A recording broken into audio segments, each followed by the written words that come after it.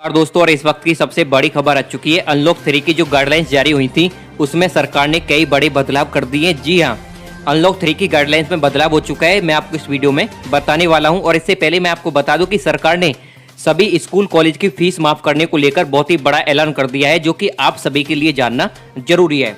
और इससे पहले मैं आपको बता दूं कि अगर आपने अभी तक हमारे चैनल को सब्सक्राइब नहीं किया है तो सब्सक्राइब कर लें और साथ में बेल आइकन दबा दें ताकि हमारे आने वाले वीडियो की नोटिफिकेशन आप तक पहुंच सके। और इससे पहले मैं आपको बता दूं कि आपको नीचे कमेंट बॉक्स में कमेंट करके बताना है कि आप किस राज्य से हैं, किस राज्य से बिलोंग करते हैं। तो आपको नीचे कमेंट बॉक्स में कमेंट करके जरूर बताना है। तो चलिए दोस्तों, पहली बड़ी अपडेट की बात करते हैं जो कि आप सभी के लिए जानना जरूरी है। सरकार ने बहुत ही बड़ा ऐलान कर दिया है।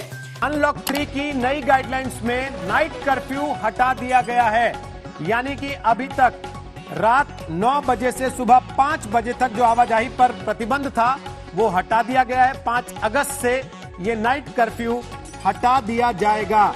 अब से एक हफ्ते के बाद से ये गाइडलाइंस लागू होंगी और अनलॉक 3 में 5 अगस्त से जिम खोलने की मंजूरी दे दी गई है। इसको लेकर एक तरीके से मांग सोशल मीडिया पर आंदोलन के जरिए उठाई गई थी कि कम से कम जिम खोलने की इजाजत दी जानी चाहिए। तो जिम खोलने की इजाजत 5 अगस्त से, माफ कीजिए, ये 1 अगस्त से गाइडलाइन जारी होगी, यानी कि अब से 2 दिन के बाद से ये गाइडलाइन जारी हो जाएंगी। अनलॉक 3 के लिए ये नए दिशा निर्देश है। हालांकि चिंता की स्थिति इस समय देश में कोरोना के लगातार बढ़ते मामलों को देखते हुए, उसके बावजूद जो बात सरकार की तरफ से बार बार कही गई कि जिंदगी को पटरी पर लाना भी आवश्यक है और स्कूल कॉलेज अभी 31 अगस्त तक बंद रहेंगे, ये फैसला कर दिया गया है। स्कूल कॉलेज फिलहाल नहीं खोले जाएंगे, 1 महीना और स्कूल कॉलेज नहीं खुलेंगे। हालांकि ऑनलाइन क्लासेस ज्यादातर जगह चल रही हैं, उसको मंजूरी रहेगी। स्कूल कॉलेज अभी बंद रहेंगे 31 अगस्त तक, यानी कि 1 महीना और स्कूल कॉलेज बंद रखे जाएंगे। जिम खुल जाएंगे अनलॉक 3 में, लेकिन मेट्रो ट्रेन पर रोक लगेगी अभी। तो ये अनलॉक 3 की नई गाइडलाइंस हैं, जिसमें स्कूल कॉलेज अभी नहीं खुलेंगे, लेकिन रात का कर्फ्यू फिलहाल हटा दिया गया है। 1 अगस्त से रात का कर्फ्यू हट जाएगा। जी हाँ, लॉकडाउन 31 अगस्त तक बढ़ा दिया है। लंबे समय से लॉकडाउन का दंश झेल रही देश की अर्थव्यवस्था अब धीरे धीरे पटरी पर लौट रही है, जहां पर सरकार ने अनलॉक 3 की गाइडलाइंस जारी कर दी हैं। लेकिन एक तरफ जहां देश में अनलॉक का तीसरा चरण 1 अगस्त 2020 से शुरू होने जा रहा है, वहीं पर कई राज्य ऐसे हैं जहां कोरोना के बढ़ते मामलों को देखते हुए लॉकडाउन को और 1 महीने के लिए आगे बढ़ाने का फैसला किया है।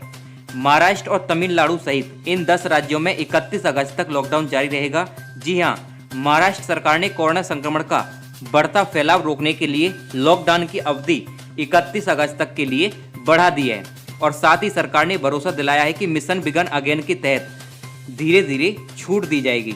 महाविकास अघाड़ी सरकार ने पहले से तय सावधानियां बरतना जारी रखने का फैसला किया है और साथ ही इस महीने के दौरान प्रतिबंधों में धीरे धीरे छूट देने की घोषणा की है। महाराष्ट्र सरकार के नए दिशा निर्देशों के तहत मॉल और मार्केट कॉम्प्लेक्स को 5 अगस्त से सुबह 9 से शाम 7 बजे तक खोलने की मंजूरी दे दी है।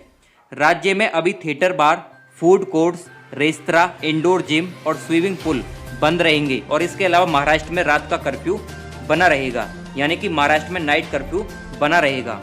महाराष्ट्र के साथ तमिलनाडु सरकार ने भी अपने यहाँ पर लॉकडाउन 31 अगस्त तक बढ़ा दिया है। रविवार को कंप्लीट लॉकडाउन रहेगा और लॉकडाउन के नियमों का कड़ाई से पालन कराया जाएगा। हालांकि कुछ कामों को छूट करने की इजाजत दे दी है। उधर त्रिपुरा में पूर्ण लॉकडाउन 4 अगस्त तक बढ़ा दिया है। मुख्यमंत्री देव ने कहा है कि कोरोना की महामारी से निपटने के लिए 3 दिन का लॉकडाउन काफी नहीं था। उन्होंने कहा है कि यदि लगातार चल रहे लॉकडाउन में बीच में कोई रुकावट आती है तो लॉकडाउन का कोई अर्थ नहीं रह जाता। गुजरात में पिछले 24 घंटे में कोरोना वायरस के 1159 नए मामले सामने आए और 22 लोगों की जान चली गई है। राज्य में कुल संक्रमितों की संख्या 60,285 हो गई है और इसी के साथ कर्नाटक में आज कोरोना वायरस के 6,128 नए मामले दर्ज किए गए और 83 लोगों की पिछले 24 घंटे में यहां पर मौत हो गई है। और इसके बाद राज्य में कुल मामलों की संख्या 1,18,632 हो गई है। और इसी तरह से आंध्र प्रदेश में बीते 24 घंटे में कोरोना वायरस के 10,000 से ज्यादा मामले सामने आए। तमिलनाडु में आज कोरोना वायरस के 5,864 नए मामले सामने आए और 97 लोगों की इस वायरस से मौत हो गई है। देश में पिछले 24 घंटे में 52,123 नए मामले सामने आए और 775 लोगों की इस वायरस से मौत हो गई है। देश भर में कोरोना पॉजिटिव मामलों की कुल संख्या 15,83,792 हो गई है और अब तक 34,968 लोगों की इस वायरस से मौत हो गई है। महाराष्ट्र में आज कोरोना वायरस के 11,147 नए मामले सामने आए और 266 लोगों की इस वायरस से मौत हो गई है। राज्य में कुल मामलों की संख्या 4,11,798 हो गई है, जिसमें से 2,48,615 लोग ठीक हो चुके हैं और 1,48,150 मामले सक्रिय हैं। उत्तराखंड में आज 192 नए मामले सामने आए और 185 लोग ठीक हो चुके हैं और इसके बाद राज्य में कुल संक्रमितों की संख्या 7,065 हो गई है, जिसमें से 3,996 लोग ठीक हो चुके हैं और 76 लोगों की इस वायरस से मौत हो चुकी है। इन 6 शहरों में कोलकाता के लिए फ्लाइट सर्विस पर रोक लगा दी है। जी हां, दिल्ली, मुंबई, पुणे, चेन्नई, नागपुर और अहमदाबाद से कोलकाता के लिए फ्लाइट सर्विस शुरू नहीं होगी और ऐसा 15 अगस्त तक जारी रहेगा। दिल्ली में बीते 24 घंटे में 1,093 नए मामले सामने आए और 29 की मौत हो गई है। जी हां, राजधानी दिल्ली में बीते 24 घंटे में कोरोना वायरस के 1,098 नए मामले सामने आए और 29 लोगों की इस वायरस से मौत हो गई है और इसके बाद यहां पर संक्रमितों की संख्या 1,34,403 हो गई है, जिसमें से 1,19,724 लोग इस वायरस से ठीक हो चुके हैं और 3,936 लोगों की अब तक मौत हो चुकी है दिल्ली में। बिहार में 1 से 16 अगस्त तक अतिरिक्त प्रतिबंध। जी हां, बिहार में कोरोना महामारी के मद्देनजर राज्य मुख्यालय, जिला मुख्यालय और उपमंडल मुख्यालय, ब्लॉक मुख्यालय और राज्य के सभी नगर पालिका क्षेत्रों में 1 से 16 अगस्त तक अतिरिक्त प्रतिबंध लगाया गया। बकर ईद के मौके पर मस्जिदों में सीमित संख्या में लोगों के साथ नमाज अदा की जा सकती है। जी हां, केरल के मुख्यमंत्री विजयन ने कहा है कि बकर ईद के मौके पर मस्जिदों में सीमित संख्या में लोगों के साथ नमाज अदा की जा सकती है और केरल में कोरोना के मद्देनजर कुछ मस्जिद समितियों ने नमाज को रद्द करने का फैसला किया है, जो एक स्वागत योग्य कदम है। बड़ी सभाओं के लिए स्थिति अनुकूल नहीं है। वहीं पर सीएम ने कहा है कि ICMR ने 2 जुलाई को हल्के लक्षण वाले कोरोना मरीजों को होम आइसोलेशन में शिफ्ट करने के लिए दिशा निर्देश जारी किए। हम इसे उन लोगों पर कर रहे हैं जिनके पास घर पर पर्याप्त सुविधाएं हैं। गुजरात में पिछले 24 घंटे में कोरोना वायरस के 1159 नए मामले सामने आए और 22 लोगों की जान चली गई है। राज्य में कुल संक्रमितों की संख्या 60,285 हो गई है, जिसमें से 13,793 सक्रिय मामले हैं और 44,074 लोग ठीक हो चुके हैं। 2,418 लोगों की इस वायरस से मौत हो गई है। कर्नाटक में आज कोरोना वायरस के 6,128 नए मामले दर्ज किए गए और 83 लोगों की इस वायरस से मौत हो गई है।